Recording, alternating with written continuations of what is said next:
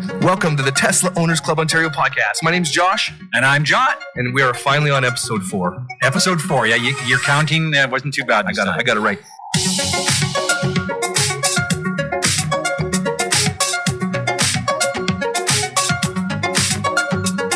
So today we're going to do a little bit shorter than normal episode. We're trying to cram one in because I'm getting ready to go to New Zealand. Pretty excited to go down and visit my son. Mm-hmm. And FYI, I think I sound okay, but I've just had some dental surgery and I'm on antibiotics and all kinds of fun stuff. But we've had a great meeting. We've got some interesting news to share with everybody. So we thought we would do a podcast before I go away and get that all out to you. We wanted to get in here because I wanted to recap what happened on Tuesday, which was an excellent event for Tesla Owners Club that we went to in... Where is it? It's Vaughan. So what we did was we have a new location. We call them chapter meetings. We have a monthly chapter meeting. And we moved from Dave & Buster's to a new place called Riviera Event Space. And it's going to work out really well, Josh. I think, as you saw, it's a great spot. Nice. They normally do weddings and bar mitzvahs and parties and stuff, but they've got all different size rooms. They got some great catering options, AV there, lots of parking. So that was the first time there. And for this particular meeting, and we had mentioned this, I think, before, we had Steve Hitchinson, who's the manager of charging, basically over the destination charging program and the supercharging program for Tesla in Canada. Yeah. So we had one of our bigger turnouts. There was over, I think, 115 plus people there, and it went very well. He's kind of a big deal. Yeah. Not allowed to record, not allowed to take pictures. And at one point, some guy took a picture, and he's like, and everybody's like, no, and they almost like snapped on him. He's like, yeah. Oh. Then he realized it was just a picture of the charging map that's on the website anyhow. But so let's talk about that. Maybe in no particular order, but one of the big things that Steve wanted to talk about was the opening of the Trans-Canada Highway, the superchargers.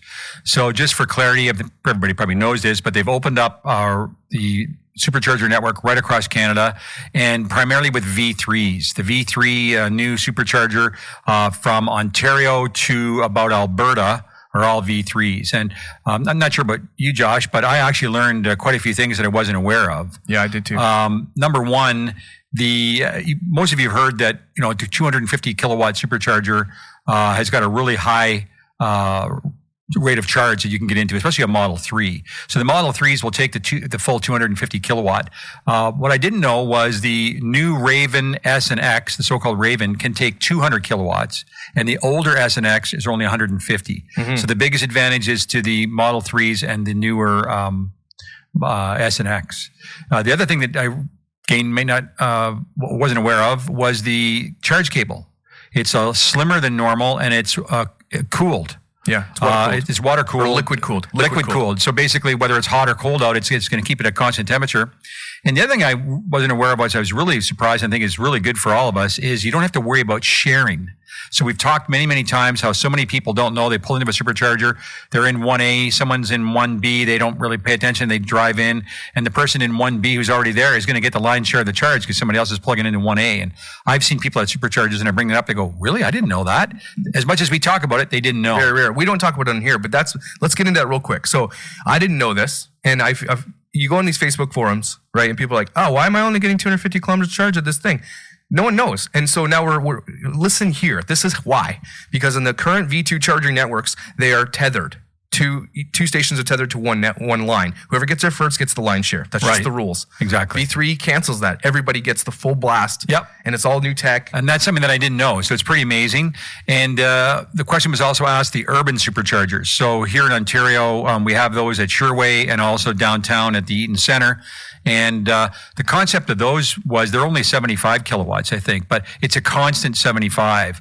And so there's no tapering, there's no ramp up, there's no sharing. So that they thought the concept would be that somebody would park, they would look on their app and it would say 40 minutes to charge. That would be a for sure 40 minutes. And they could go into the mall, do their thing, and not have to worry about it changing if someone pulls in. Mm-hmm. But for various reasons, they're doing away with the urban superchargers. So we're only going to see V3s going forward. Well, what I thought was really cool that someone had asked, why are you not teaming up with Canadian Tire and Walmart? And he's like, well, we are, but the issue is that we're at their mercy to, following their plans, and they're studying it and seeing, you can't just have Tesla chargers because that's not fair. He did not ever guarantee anything, which was, he's safe. He was safe. Yeah. But he did say, yeah, we're working on that stuff. It's coming down the pipe. He all but said it's going to happen. We're just at their time limit. So you're going to see eventually soon all Walmarts, all Canadian Tires are going to have supercharging. Not all, but for the lion's share once they get them in. Let's be careful again, new. That's what I'm saying. It's almost inevitable that those are the two most common things in Canada that you can connect those two. I mean, I'm not sure about that. You know, one of the things we said to everybody at the meeting was we've got to be careful. There's certain questions that he just can't answer. And he even said it right off the bat. He didn't wait for anybody to ask. He said, don't ask me when a supercharger is going to be open or where the next supercharger is going to be. What he did say was that the map on the Tesla website has been updated this year. So the current ones that are open, I think, are red, and the ones that are in gray are the planned superchargers. And some of them have been taken off, and that's what they're going to really attempt to get ready this year. And he also said that don't assume that, you know, if they say it's going to be in Mississauga, it automatically puts it in the Google map spot of central Mississauga or whatever the Google call it, or, you know, wherever it is. That does not necessarily mean the exact space it's going to be. We also talked about some interesting things. For example, Batchewana Bay is Northern Ontario, and everybody's wondering what the heck's going on with that. There's actually not going to be a supercharger there. And something that we found interesting, there's only phase 1 power in the area, and I'm not going to profess to be an expert in all things electrical, but they need at least phase 2, and they cannot get it. So they're going to have numerous HPWCs that'll be designated Tesla only, you know, not for parking for anyone other than Tesla. And that's going to happen. And they're going to have signs on superchargers on either side of that, like, you know, in Ontario, going to or from, that will say, no supercharger at Batchewana Bay, charged to 100%, that kind of thing. The other question that came up, and we knew it was going to come up, is what's going on with Kingston? So Kingston is... Well, stop there, because I don't know the issue. I've heard inklings and whispers of Kingston. What the hell's the issue with Kingston? It's always full. Oh, okay. It's a really, really busy supercharger. There's only 8 stalls. And he said right off the bat, it's one of their main priorities is to get expansion in Kingston. So whether that's expanding the current location or whether it's at another location nearby, I don't know. I mean, look at Barrie. Barrie had 8 stalls for the longest time. All of a sudden, a 20 stall popped up about 5 kilometers away or something. So he said number 2 in the priority. I think there's a place, I forgot where it is, somewhere in BC that's a high priority. So they're well aware of it. But the other thing he shared with us is there's so many things beyond their control. People go, why has this thing been, if you look, there's a map out there, I'm not sure if you're aware of this, Josh, called supercharge.info. Yep. It's a third party that keeps the map up to date and puts pins where there's been a permit issued, where it's under construction, when it's open. And people will say, you know, look, this thing's been had a permit for a year, or it's been under construction for 3 months. What's going on?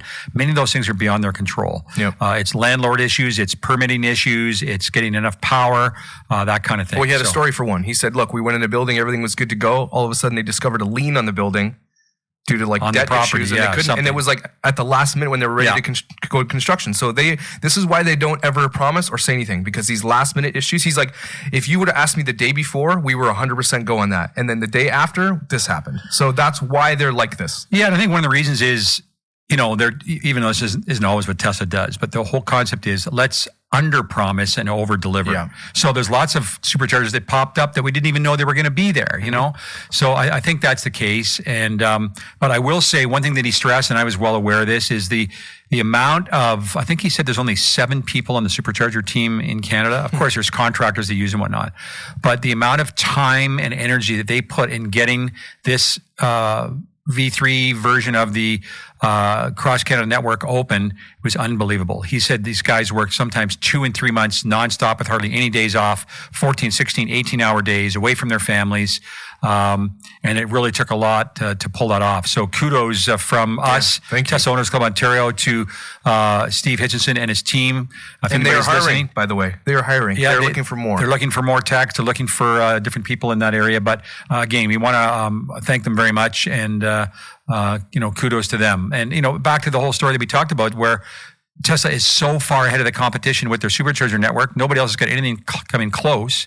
But some of us take it for granted. And people are really quick to complain about what's going on and why is it taking so long. And when we forget the amount of money that it costs to put a supercharger in, and the amount of money that Tesla probably recuperates a minuscule amount of power from us. That was my biggest aha moment of the night. Okay, I go in there not expecting to, you know, why does it cost me $10 to supercharge? You know what? It might cost me $10 to supercharge, but it might cost Tesla $500 to charge my car. Right. So because of these, what was it called? It was What was the thing that charges them a lot of money? Demand. It's demand charges. So basically in the month, if there was a certain time, I think if I get this right, there's a certain time, let's say all of us decided to go on a trip and 8 or 10 of us drove out together and we all pulled into some obscure supercharger that hardly anybody goes to, like Owen Sound. And we all pulled in and we all plugged in and there'd be this huge spike of power being used. They get their power bill, if you will, is based on that demand. The highest demand they've ever had. Right. It assumes that that's what's going to be the demand for the whole month. So there might have been only 2 cars charged for the whole month after. There might only be 3 cars charged after that during the month. But they get their rate that they're paying for power is based on that demand, and it's that everywhere. So Tesla operates their supercharging network, and I can't say this to sure, but at a loss. There's no way they operate it. Like at a pretty big loss. And I brought this up at the meeting. He didn't verify it, but way back in the day, it was sort of the unwritten rule we'd heard that Tesla was putting about $2,500 aside for every S and X that was sold to fund supercharging. But even if you do the math, some of these superchargers, I think the probably smallest ones they put in are $250,000, and some of them have been over $1 million for all the added cost. Then you add the cost of power; it's unbelievable. So I think this is one of those corporations where, if you knew this, like, I don't know how to say this properly, but a lot of corporations do shady things because they don't want you to see how they make their money. Wherein Tesla's actually being pretty quiet about how much they're losing on this probably. And it's for our benefit, to be honest with you, because he thinks in the end, it's going to end up being what maybe makes him money. It's the game changer. It's a game changer for Tesla. And here we are today, 8 years later from when the volume car, the S, started to be delivered, with this phenomenal network. And no one ever thought it would grow like it has. So, again, I know I'm repeating myself, but unbelievable effort on some of the employees and the team to help us get that. I want to talk one more thing. He was saying that's up and coming. And I talked to my son about this the other day. He's like, you know what? There's a Sheetz gas station I think he said the East Coast. And this is what's going to start happening. That doesn't even have gas pumps anymore. They just have, I think he said something like 10 or 15 supercharging V3s at the gas station, because gas stations don't make their money off gas. They make the money off the chocolate bar and the Dorito that you buy when you pull out the coffee you get, the drinks and stuff, the lottery tickets you buy, the cigarettes.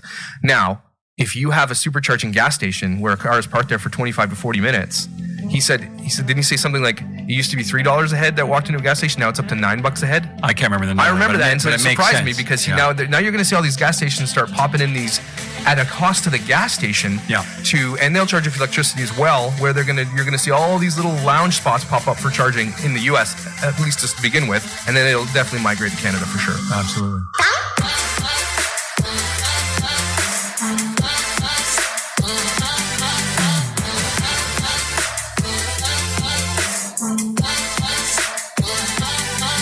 Let's talk about tips. TOCO. TOTW. Oh, tips of the week. I've got some cool tips. One thing I was going to say, it's not really a tip. It's I guess it is a tip. I mentioned this at the meeting. It happened to me tonight for the 3rd time. I went to send somebody a text from the Tesla screen, and it said, you have to sync in your Bluetooth. And I'd already done that. So for whatever reason, I don't know whether it's the latest update, but it automatically turns off the sync and it doesn't text. Now, it does warn you. It says you must turn it on, so it's easy to do.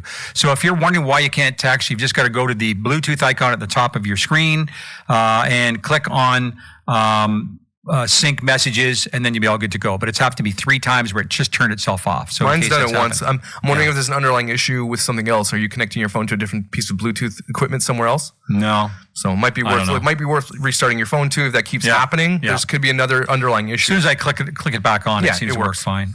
I got a tip. Okay. All right. So I'm going on a road trip with my kids soon. I was going to go on a cruise, and that completely, obviously, we're not doing that because of the corona death virus.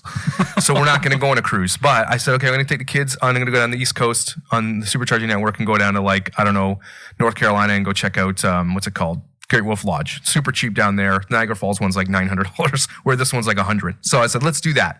Okay. And then my kids love their iPads, and they're gonna watch TV. They're good on road trips because the van that we have has DVD players in the back. The older kids sit in the way back, and they have a DVD player for their own. So we have a dual DVD player, can play different movies. It's awesome. Yep. And the headphones, whatever, it's all programmable. And so we travel well because the kids get to enjoy their shows and play their games. So there was no way of buying those back rests that hold your iPads, right? Because we don't have you can't lift up your headrest for your Model 3. For your Model 3. Yeah. You can buy them on Amazon. They're $10, but that doesn't have bars you can connect it to, right? Yep. Generally. There is though. So if you pull down the top of your seat right under where your headrest is, there's a little metal clip. And if you pull it to the left, it'll unclip, but you have to hold that clip while you pull the next one down and unclip it, then your whole headrest will come up. Okay. But be careful, because when you do pull your whole headrest up, the back plastic panel will fall off, because that's what's holding your back plastic panel in. On the seat, you mean? Yeah, so you just pull the thing up a little bit, connect your adapter in there, and then clip it right back down and you're good to go. That's how you do it. So there is a way to increase your headrest height. Temporarily, in your case, to put this sling in or whatever it's called to hold your iPad. And then that'll hold the iPad for the kids. So that's my tip for road trips. And the kids aren't saying, are we there yet? Are we there yet? Yeah, they travel well, but they love it's easier when you have tablets. Everybody knows that. So I don't have another real hard and fast tip. But one thing that, I keep on, it's unbelievable to us, have been around the Tesla world for a long time, how we could keep being asked the same questions over and over and over. And I keep on seeing, should I charge my car every day, or should I charge my car to 80, 90% all the time? I think I might have said this in the first podcast, but why wouldn't you? Why would you let it go down to 30 or 40% and then wait until you charge it again? It really doesn't cost you any more money. People might think it degrades the battery faster. It doesn't. The only thing, we have some evidence that if you charge it all the time to 100% and then always let it get down really, really low and then charge it back up, that is a concern. Mm-hmm. But Tesla's basically said 80, I always do 90% is the optimum. Just plug it in every night. You're never going to get caught with a problem where you need to go somewhere at the last minute, and just get in that habit. So, don't worry about, I'm going to wait until I need to charge it up. Just charge it up every night. Yeah. So if you set it for scheduled departure, though, be careful, because scheduled departure will charge your car, start charging it at a point of when it needs to before you leave. So basically, if you have it set on that, it will not charge when you plug it in until it knows you're leaving. So I leave at 7 a.m. It will not start charging till like 11 p.m. Right. So I took that off. And then I'll just turn it on in the morning to get it. Because I love it when you get in my car. Regen is more important. Regen is important, right? So the reason why you're starting your car will be 10, 15 minutes before you leave, especially when it's plugged in, it's not going to burn more energy. Well, a little bit from your house, but not very much. Exactly, but you'll leave at the same at 90%, which I do every day. Right. So, but your regen is pumped up. You want your regen because it gives you more energy. So if you leave with conditioned, you get more regen. That's why you do that. Yeah, the cabin's warm, the battery's warm, you got more regen. Depending on how long you leave it. I've noticed if it's 45 minutes, I might have full regen in my X. Let's face it, we get spoiled. We're used to the regen. If you ever go to 100% and you pull out, you go, what the heck's going on? Why is my car not slowing down? Oh, geez, I forgot. I don't have any regen because it's 100%. So here's another tip. And we talk about this, and we said this in the last podcast, but I don't think everybody knows this. One pedal driving. I thought when I was listening to Jaff, he's like, you get used to one pedal. A lot of people don't know what it is. I sat at a table with a couple of really great people at the Tuesday meeting. They're a little older and a little wiser than me, and they were really nice. And they asked me questions because I would say, hey, you heard of this? What's one pedal? What's this? Oh, what's this? And I told them the little tips, and they didn't know. Yeah. One pedal driving is this. You're driving with hopefully with full regen, because that helps. And you just you get used to driving when you're coming up to a stop sign or behind another vehicle, you get used to pulling Timing off. it. Yeah, you time it off so that the car will pull up and stop. It'll stop anyway. And it'll hold. And it's fairly recent where it'll actually hold on its own. It wouldn't do that up until I think 1 or 2 updates ago. Yeah, so as soon as it stops, it holds, and you get really used to it. You don't have to touch your brake anymore. Yeah. Well, you do, but it's really, really cool. So that's one pedal driving. If you don't know it, look, there's a million videos on how to do it. It's really cool. Here's an Easter egg for the week. Okay. I love Easter eggs. And I just discovered I tried it yesterday morning. When you're done charging, and when you go in the morning, press your button on your charging cable 10 times, and then get back to me, see what happens. Oh, I know. It does something on the charge light. The charge light turns rainbow. Yeah. It doesn't. It's just cool. I thought that was just cool. There's all kinds of things it'll do that. One thing I forgot to mention, just to really quickly go back to charging. Apparently, the destination charging program with Tesla is over. What that means is, for the last number of years, they had a program that somebody could apply to Tesla to put some HPWCs in at their place of business. Ideally, a place that's heavily traveled, a restaurant. Place of business, a store, that kind of thing. And, there's nothing was cut and dry, but in many cases they would donate the equipment and also an amount of money towards the installation. And towards the last before they wound down the program, they started to put J1772s in. So there's no cut and dry rule, but if they were, let's say for fun, putting in 8 HPWCs, they might put one or two J1772s as well. And the J1772 was married to the HPWC, so it looked like an HPWC, but it had the J1772 in the end. So that's wound down, and people may be upset about that. But again, let's think about it. There is literally, I believe, thousands of Tesla HPWCs all over Canada, all over the world, that Tesla contributed most of the cost for free, in essence, again, to help us. And I think there's a place, I can't remember the address, but he mentioned it, Steve, on Tuesday. There's somewhere in Toronto that has something like 40 HPWCs and 8 J1772s, and Tesla did that themselves. Yeah. So we just get so you spoiled. have 4 here, don't you? I have 4 at my office. Are you on the map? No. So you wouldn't let someone just a Tesla pull in? I would if they wanted to, but I just decided it's a small place of business. It's basically a house they use for a place of business, and there's a public charger just slightly south of us here with a Chatham. No, just south of us here at a little plaza. Oh, cool. And well, here's the thing: if you own a business and you have, if it's a trafficked business, yeah. What's $1,000 or let's say $2,000 to buy it and get it installed? It's just going to bring people to you. Exactly. The concept is with the destination charging program is it's somewhere where you would stop for 1, 2, 3 hours for a meal or take a tour or something, and you can use a charge. It's like you here. You're here for an hour or two with me. It's a destination charge, right? Yep. There's no sense in plugging in for 10 or 15 minutes unless it's an emergency, and you don't need to supercharge. So that was the whole concept. So I wanted to throw that in. Yeah. What else? J1772s are not for sale to the public, by the way. So the one with the HPWC stainless steel head, does not exist. What else we got, my friend? Oh man. Yes, let's talk about what? What? I want to talk about the coronavirus and surviving a zombie apocalypse inside of a Tesla. We'll come back to that before before the show's over. All right. We want to talk about what's happening over the next little while. Okay. So I know that a lot of people listening to this are actually part of their club, but we also hope that people listening aren't part of the club. However, they find us through Facebook, Instagram, Twitter. Your podcast platform. Yep. Somebody passes it on to them or whatever. But what we're going to do is we have the concept that has not been nailed down, but we're going to do an Earth Day event. Earth Day is April 22nd. I don't know if anybody knows this, but it's the 50th anniversary of Earth Day in the US and the 30th anniversary in Canada. And we're hoping to do something. We've got a few ideas. I can't really tell you because it might not exactly happen, but where we're going to do it and what we're going to do. But that weekend after the 22nd, we're hoping to do an event. One thing we have locked down is our chapter meeting in April is going to have, that's Wednesday, April 8th. We're going to have, the guest speakers are going to be Trevor Page and Ian Pavelko, who are doing a cross-country trip in a Model 3. And I know it's been tried before just a few months ago, and the guys weren't able to make it because of weather and whatnot. But what they're doing uniquely is they're really not stopping, except for bathroom and meals. They're not staying overnight. They're driving nonstop. They're sharing the drive. I think as we speak, it's now Friday evening. They're somewhere in Northern Ontario. Oh, they've already gone. Oh, yeah. They're more than 2/3 the way through, and they're going all the way to Halifax. So Trevor's part of the club. Ian works for Fast Wheels. They make some really cool wheels for Tesla. So they're going to be guest speakers at our next meeting, as I said. Just get them on the podcast. And we will at some point. And they're going to, Trevor actually is Model 3 owners, so he's got a lot on his plate. But they're going to be talking to us at our meeting, and we'll probably get Ian to talk a little bit about their cool wheels. That'd be cool to get them back. The other thing we have is so that's April. In May, we're going to have, there's a guy named Gali, and he has a YouTube channel called Hyperchange. And he was quite an avid tech speaker, if you will. And he was at the conference, Fully Charged Live, down in Texas a couple months ago, and some of our members heard him speak down there. So we're going to really publicize that. I think it'll be very interesting. He's going to talk about how the advantage that Tesla has and what's going on, and I think that'll be really interesting. So we're actually bringing him up from New York for that. And then in June, our regular meeting, I'm not sure what's going to happen yet, but we're going to have, we've already committed, we've got the space and everything, a winery event. Mm-hmm. So this would be our second winery event. We did Rife Winery in Niagara-on-the-Lake 2 years ago, went very well when we were a lot smaller.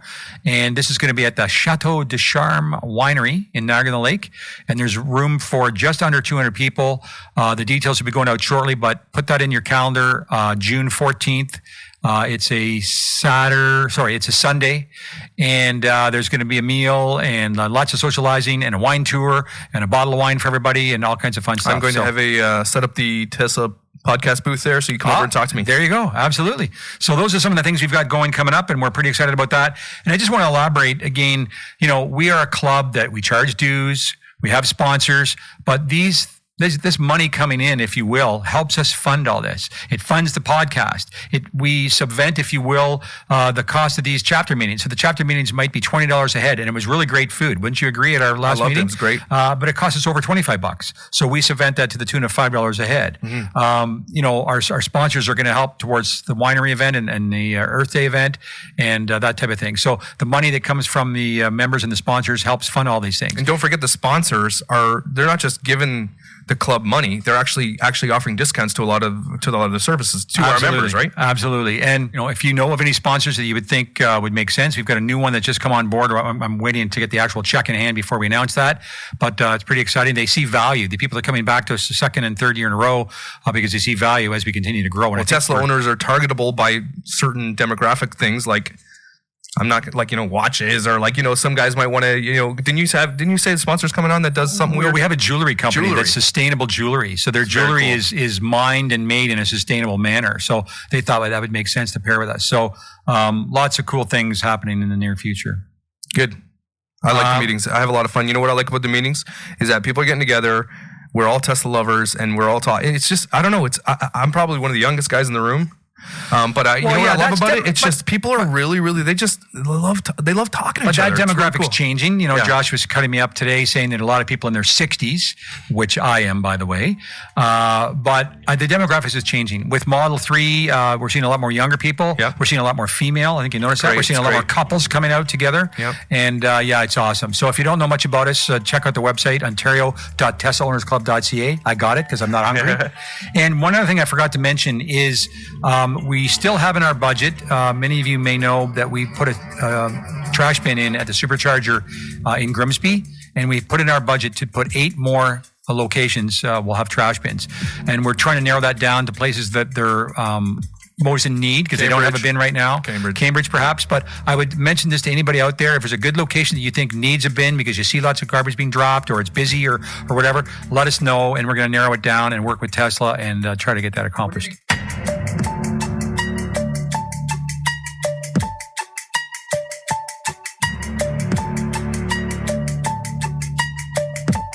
All right, I want to get into this topic that's hitting the world by storm. Jeez. Everybody's talking about COVID-19, coronavirus, whatever else you want to call it. And I had a thought today. I'm thinking, how to survive a zombie apocalypse in a Tesla.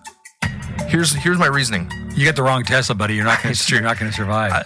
You don't have biohazard mode. Which is it Easter egg or is it actually? No, it's real. It's a big, massive HEPA filter. You can't see this because I'm gesturing with my hands. It looks to be about 3 feet long and 18 inches high. It's a massive filter that apparently filters out 99.9% of the germs and the pathogens out there. How the hell did they get it replaced? You have to, they pull the whole frunk out and you have to replace it. I have no idea. But I will say that you should look this up after the meeting, after our podcast, Josh, when they demonstrated it, they took all kinds of horrible fumes and all kinds of stuff. They put a Model X with a big bubble around it and put all this horrible air around it. Yeah. And it took like a minute and it totally cleaned it up. And it even starts cleaning the air around the car. So in China and some of these places where just horrible pollution, that's incredible. So the newer S and X have the HEPA filter, which is the biohazard. Filter out the cab air. Yeah. So if I fart and it's really bad, will it make it nice? I've tested that. It works. Ask some of my buddies. Ask my son. Okay, so the reason I say that is because in a zombie apocalypse that actually could happen. So you're saying that zombies are going to come just because of the coronavirus? No, I'm just saying. It's made me think about, because I would consider myself how do I say that? I'm not a prepper, but I am interested in reviewing and seeing how these people prep for the apocalypse. There are people in the world, right, who prep. They are called preppers. Yeah. If you watch all these shows and the zombies are attracted to noise, first of all, Tesla would be a winner because obviously it's quiet, right? Yeah. The only problem is and here's another reason it would work, sort of, if you think about this for a second. Solar and wind in a post-apocalyptic world are easier to set up than refineries to start using gas and fuel and diesel, right? Yep. So if a Tesla survives without an EMP and it's just normal world, Teslas would actually last a lot longer in a post-apocalyptic world if you could on your team, have an engineer that knows how to use wind and solar, and then charge from there. And then you could travel with it. And the challenge silently, is batteries, I think. Remember, we batteries. talked about this before the podcast, is to, even if you had your cottage up north and you want to have solar and wind, to be able to charge your car, you got to have a massive battery array to hold that power and then to be available for your car. But, But if there ever was a zombie apocalypse, make your way down to the battery. What's it called in Nevada? Is that where they make the batteries? In Nevada? Gigafactory, Nevada. So just live around the Gigafactory. Elon's going to survive because he's a billionaire. He's going to have safe rooms and stuff. I'll let you. There might be room for you plus my family to come in my Model X. We got camp mode now, right? Yeah. So you can have power and air and heat and all that without having to have everything else work in your car.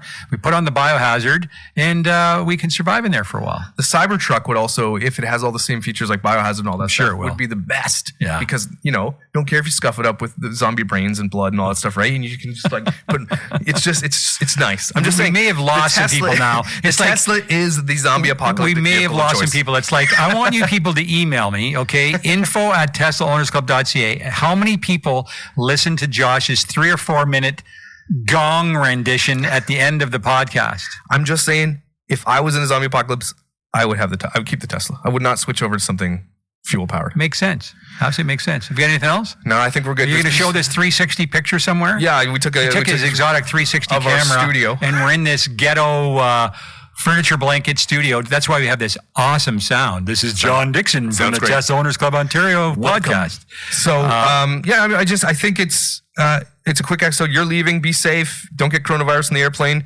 Make sure you're safe so we can come back and keep podcasting. So we're probably going to be off for a couple of weeks. We're going to line up some really great stuff. I've got already great ideas. You do too. We got great ideas, and we're going to try to tie in some of the things we've done are coming up with the club. So, if you do an Earth Day thing, we'll try to tie that in. When we do the winery, we'll tie that in.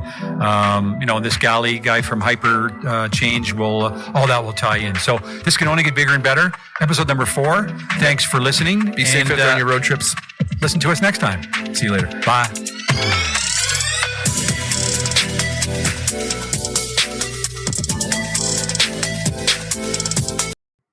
For anyone that listened to the podcast right to the end, this is recorded in February of 2020. And of course, the pandemic started at the end of early part of March, actually. And we had to shut down, and we ended up having to cancel all the things that were mentioned in the last part of this video. So this is our last podcast, and hope you enjoyed it. Thank you.